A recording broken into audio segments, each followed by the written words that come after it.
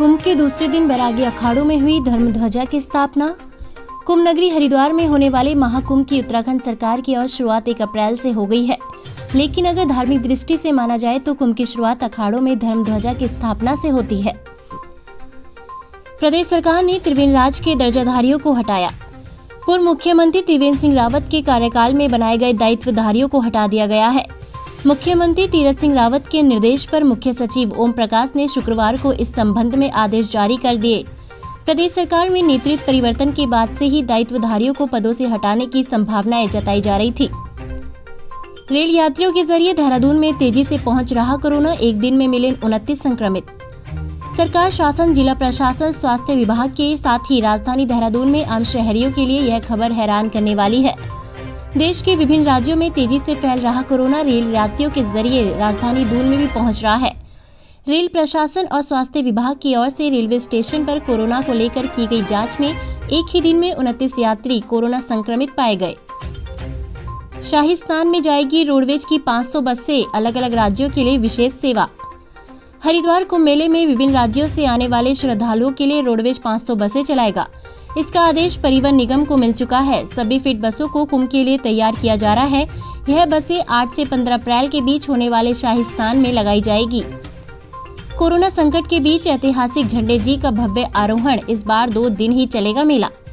देहरादून में प्रेम, सद्भावना और आस्था के प्रतीक श्री झंडे जी का शुक्रवार को भव्य आरोहण किया गया। इसके साथ ही झंडे जी मेला शुरू होगा। कोरोना संक्रमण के चलते इस बार श्री दरबार साहिब और श्री झंडे जी मेला प्रबंधन कमेटी ने मेला 2 दिन तक ही सीमित रखना तय किया है। रविवार को नगर परिक्रमा के बाद धार्मिक मेला संपन्न हो जाएगा। शुक्रवार को हरिद्वार पहुंचे जगतगुरु शंकराचार्य स्वरूपानंद 9 दिनों तक होगा महायज्ञ। महाकुंभ शुरू होने के साथ ज्योतिष पीठ के शंकराचार्य स्वरूपानंद सरस्वती शुक्रवार को हरिद्वार पहुंच जाएंगे। हरिद्वार कनखल स्थित पीठ शंकराचार्य मठ में प्रवास करेंगे। राजाजी टाइगर रिजर्व में कोरोना निगेटिव रिपोर्ट के बिना सफारी नहीं कर पाएंगे दूसरे राज्यों के पर्यटक। कोरोना के तेजी से बढ़ते संक्रमण के कारण राजाजी टाइगर रिजर्व प्रशासन ने कई एहतियाती कदम उठाए हैं। राजाजी टाइगर रिजर्व में हाथी, बाघ, तेंदुआ समेत अन्य वन्य जीवों का दीदार करने के साथ ही सफारी करने के लिए अब दूसरे राज्यों के पर्यटकों को कोरोना की नेगेटिव रिपोर्ट गेट पर दिखानी होगी। एम्स परिसर में रखे कबाड़ में लगी भीषण आग, मरीजों और तीमारदारों में मचा हड़कंप।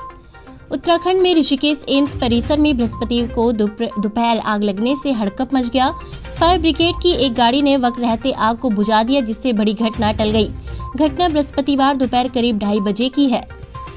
सामने आए इस साल के सबसे ज्यादा 500 संक्रमित, 2 मरीजों की मौत, 2200 पार पहुंचे एक्टिव केस।